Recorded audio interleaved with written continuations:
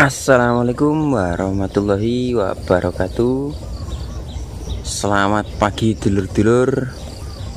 Kembali lagi bersama kami tim Edi Paiji.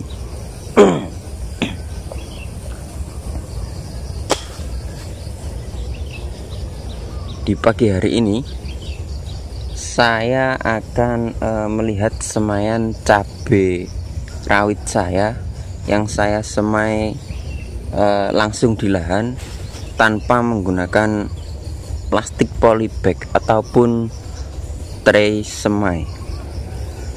Cara ini adalah cara yang umum digunakan di tempat kami, berbeda dengan di tempat lain yang biasanya menggunakan polybag atau tray semai. Bisa dilihat ini sudah mulai tumbuh. Ini kira-kira sudah berumur 1 minggu setelah semai. Nah, ini saya semai di bawah pohon jagung. Nah, ini atasnya ini pohon jagung, karena nanti ini akan saya tanam setelah jagung ini dipanen.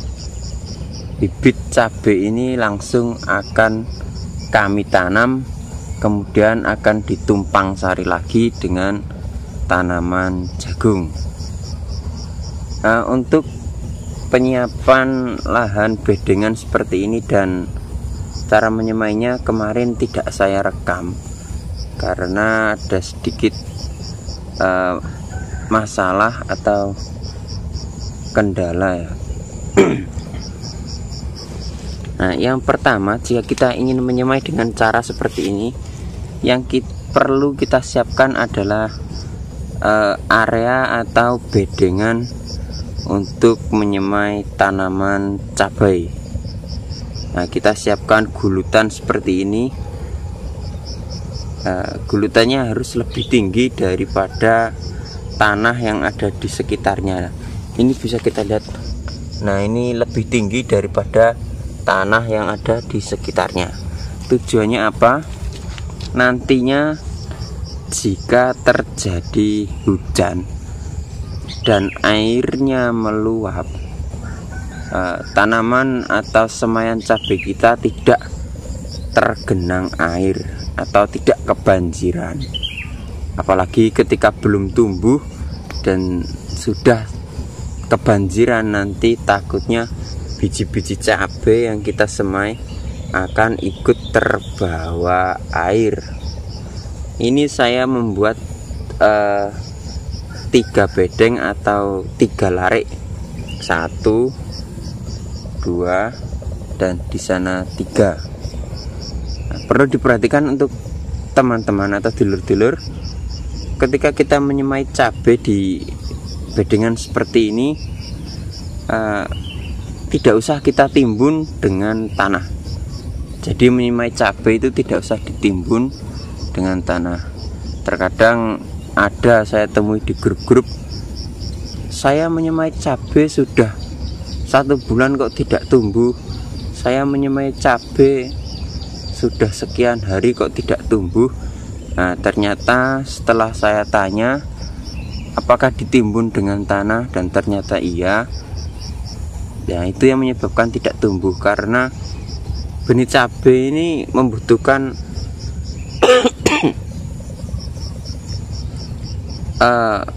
apa itu namanya ya, dia tidak bisa ditimbun dengan tanah karena tanah itu terlalu berat.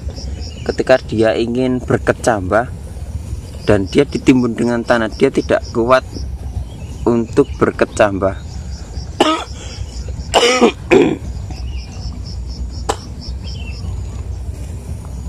Karena tanah itu terlalu berat. Nah, untuk timbunannya sendiri, jadi kita menggunakan sekam atau kulit padi. Ini bisa kita dapatkan di tempat-tempat penggilingan beras, ataupun kita juga bisa menggunakan sekam bakar. Sekam bakar juga baik karena sifatnya yang ringan dan juga dapat menyimpan air. Nah, ini kita menggunakan sekam biasa, dia itu ringan, jadi ketika cabai ingin berkecambah dan muncul ke permukaan, dia tidak keberatan. Atau karena sekam itu ringan, dia mudah untuk muncul ke permukaan lah. Ini kenapa kok saya semai di bawah pohon jagung. Nah, fungsi pohon jagung sendiri ini juga ada fungsinya. Nah, salah satunya adalah sebagai naungan agar semaian tidak terkena sinar matahari secara langsung. Karena jika semaian masih kecil seperti ini dan terkena sinar matahari secara langsung, nah ditakutkan nanti akan gosong dan mati karena kepanasan.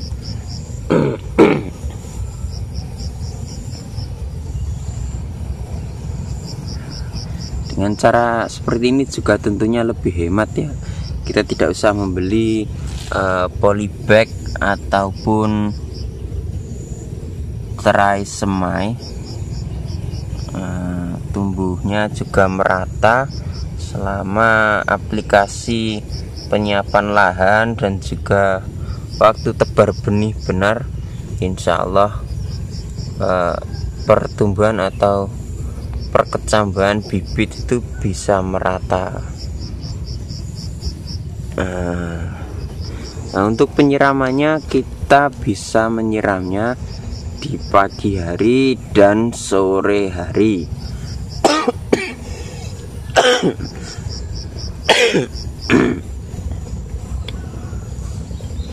Maaf ya, saya sedang tidak sehat, sedang batuk-batuk ini.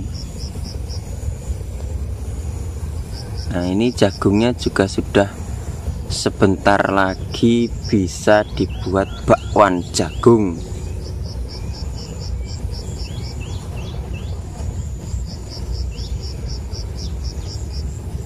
Nah, untuk benihnya sendiri kita menggunakan benih turunan atau benih dari cabai yang kita tanam sendiri. Jadi kita tidak membeli benih dari toko.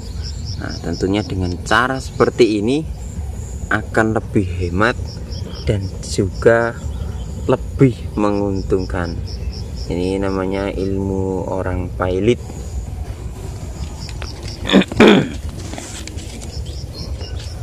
Nah, ini jagungnya. Nah, baik dulur-dulur, karena ini sudah lumayan siang, mungkin itu saja yang dapat saya sampaikan. Terima kasih.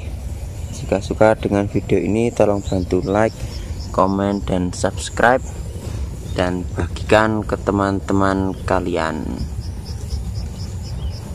Terima kasih dulur-dulur.